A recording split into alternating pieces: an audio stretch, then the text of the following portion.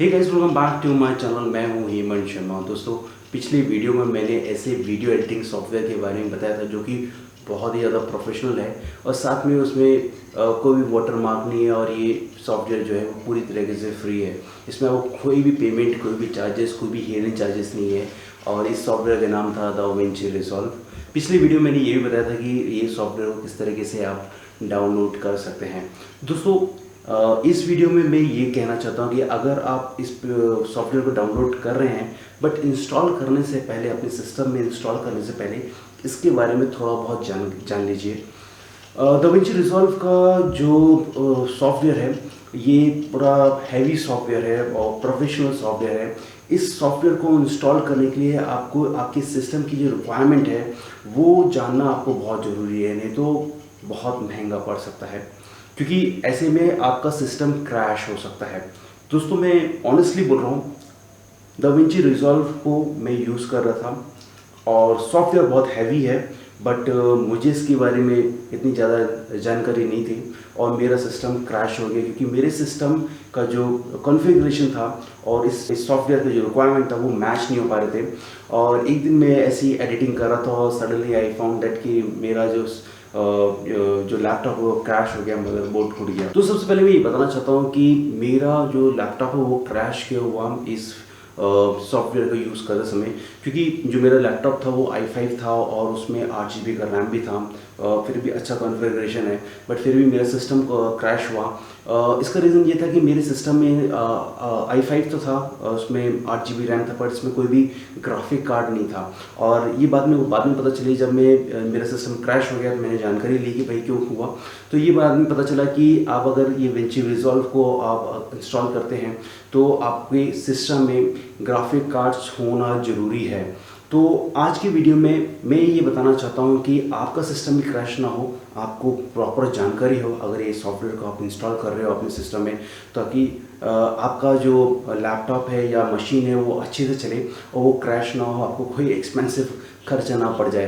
तो इस सॉफ्टवेयर को यूज़ करने से पहले आप ये सिस्टम रिक्वायरमेंट जरूर से जान लीजिए। दोस्तों, जैसे कि मैंने कहा था कि DaVinci Resolve video editing software है, वो पूरी तरीके से डेडिकेटेड ग्राफिक्स के ऊपर चलता है। आपके सिस्टम में डेडिकेटेड ग्राफिक्स होना चाहिए और साथ साथ आपका CPU यानी कि जो सेंट्रल प्रोसेसिंग यूनिट है वो भी अच्छा स्ट्रांग होना चाहिए, तगड़ा होना चाहिए क्योंकि ये सॉफ्टवेयर है ना बहुत हैवी सॉफ्टवेयर है। इसमें एक ही सॉफ्टवेयर में सारी चीज़ दे दी गई है, तो इसी कारण ये हैवी सॉफ्टवेयर को चलाने के लिए आपके पास अच्छी मशीन और अच्छी कॉन्फ़िगरेशन होना चाहिए। तो अगर आप DaVinci Resolve 17 को आप अपने सिस्टम में डाउनलोड करना चाहते हैं तो आपके लैपटॉप में एटलीस्ट या फिर मशीन में i7 या फिर Ryzen 7 प्रोसेसर होना चाहिए। मिनिमम 16 GB रैम होना चाहिए और साथ में 256 SSD या तो फिर 512 SSD तो होनी ही चाहिए। और साथ में आपको जो ग्राफिक कार्ड है मिनिमम 4 GB का होना चाहिए। तो ये जो बात है आप उसको ध्यान में रखिए क्योंकि ये हैवी सॉफ्टवेयर है। अगर आपका कॉन्फ़िगरेशन थोड़ा बहुत गड़बड़ा रहा है, अगर आपका Ryzen 7 या फिर i7 प्रोसेसर है, रैम 16 की जगह 8 GB रैम है और अगर आपके पास 4 GB ग्राफिक कार्ड से जगह 2 GB ग्राफिक कार्ड है, अगर आप DaVinci 17 को आप इंस्टॉल कर रहे हो तो आपका सिस्टम डेंजर में हो सकता है और क्रैश भी हो सकता है।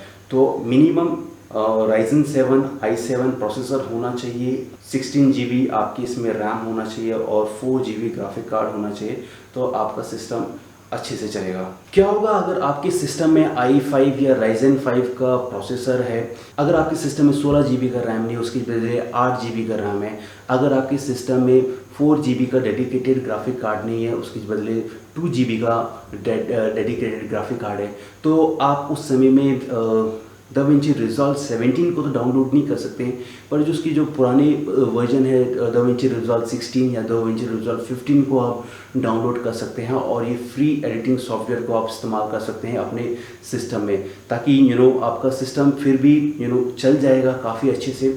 आप इस बात का ध्यान रखिए, अगर आपका सिस्टम ओवरहीट होता है तो आप कुछ देर के लिए अपनी फाइल अपने प्रोजेक्ट को सेव कर लीजिए और शट डाउन कर लीजिए। फिर बाद में आप उसको अच्छे से बाद में आप उस प्रोजेक्ट को आप काम कर सकते हैं, या तो फिर आप जो कूलिंग पैड है उसका इस्तेमाल कर सकते हैं, ताकि आपका सिस्टम को ज़्यादा हीट ना मिले और लंबे समय तक आपका सिस्टम चलता रहे और आप इस सॉफ्टवेयर को भी अच्छे से यूज़ करें। तो वीडियो के एंड में ये कहना चाहता हूँ कि अगर आपके सिस्टम में अगर डेडिकेटेड ग्राफिक कार्ड नहीं है तो आप DaVinci Resolve को इंस्टॉल ना करें, नहीं तो बाद में बहुत महंगा पड़ने वाला है, क्योंकि ये मुझे हो चुका है मेरे साथ। HP का मेरे पास एक लैपटॉप था, प्रोफेशनल लैपटॉप था, उसमें इनबिल्ट ग्राफिक कार्ड्स था, डेडिकेटेड ग्राफिक कार्ड्स नहीं था, और सडनली जो मदरबोर्ड है वो ख़राब हो गया पूरा का पूरा।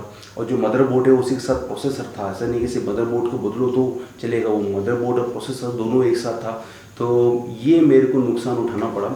फिर इसके बाद मैंने सोचा कि क्यों ना मैं एक नया लैपटॉप ले लूँ, क्योंकि अगर मैं इसको रिपेयर भी कराऊंगा तो ये उस तरह का परफॉर्म भी नहीं करेगा, और इसके साथ साथ 25 से 30 हज़ार का मदरबोर्ड विथ प्रोसेसर के साथ पड़ रहा है। तो मैंने सोचा कि अब अपने सिस्टम को इन्हेंस करना पड़ेगा, क्योंकि अब नए सॉफ्टवेयर्स आ रहे हैं, अच्छे अच्छे सॉफ्टवेयर्स आ रहे हैं।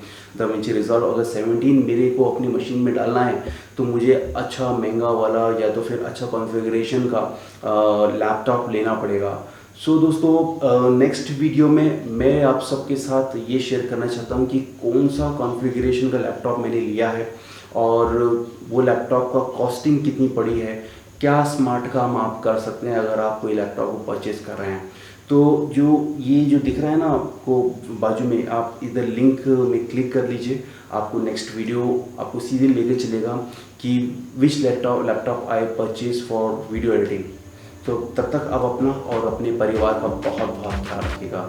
Take care of yourself and your family till then, bye bye.